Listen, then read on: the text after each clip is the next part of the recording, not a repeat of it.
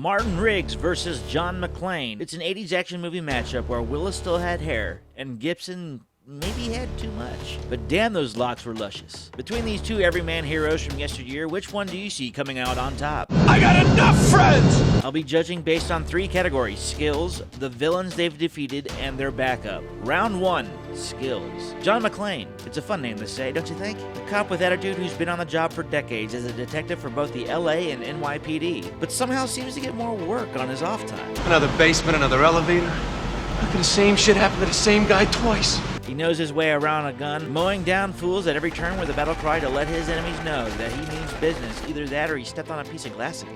McClane is great under pressure, but outside of getting his fighting skills from bare-knuckle bar brawls, I don't think McClane has had much formal training on how to take an enemy down. But you can't deny his effectiveness when his will to live kicks in. Martin Riggs, on the other hand, is a killing machine. Hell, the movie title is due to what the cops classify him as. We have to register you as a lethal weapon.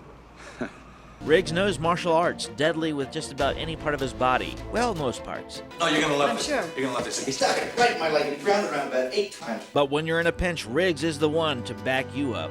Unless an old man is sneaking up behind him, then you're screwed. Don't try it, son.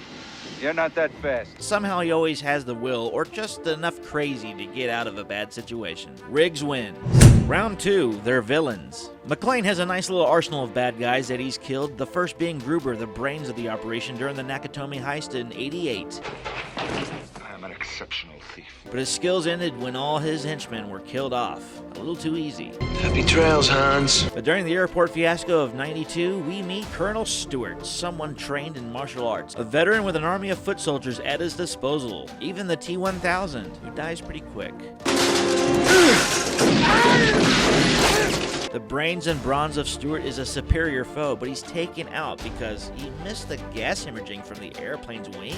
How do you miss that? Then we come to Simon, another soldier, even matched, but again, taken out like a But being that you have Jeremy Irons playing the brother to the best villain from the 80s, No bullets.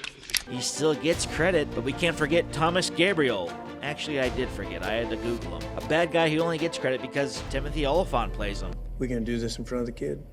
He's seen worse.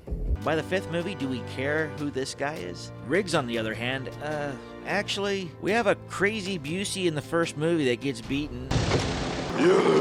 A few cool scenes from some very mean guys from South Africa who hide behind paperwork to do what they want, but soon realize paperwork isn't a literal shield. Diplomatic community.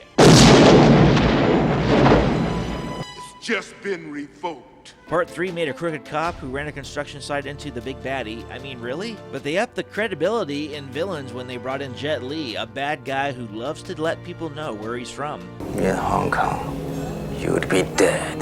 But who has the better villains that need to be taken down? McClane by a mile. Hey, mother. Round 3, their backup. John McClane needed no one in his first couple ventures, taking care of business by himself with a little help along the way by people who really didn't do much besides talking to a microphone. What the hell are you talking about, man? That is until the New York adventure with Jesus. Zeus! My name is Zeus. Zeus? Yeah, Zeus! Oh, apologies. It was more a fish out of water in most circumstances. And so was the next guy who knew a lot about computers but ended up being a hostage. But his son wasn't too bad for a sidekick, too bad he was in a forgettable movie. Riggs, on the other hand, had the best partner and backup you could ever have covering your back, Murtaugh. I'm too old for this shit. Even at his lowest with the most dire of situations, Roger Murtaugh has pulled through in Martin Riggs' time of need. Hell, the guy even comes with a family that takes you in as their own, a loyal police force and a funny little guy with his own catchphrase. Whatever you need, Leo gets. You get it? Martin wins this round and the match. If you like this video, hit that like button and don't forget to subscribe while you're at it. Until next time, see you later.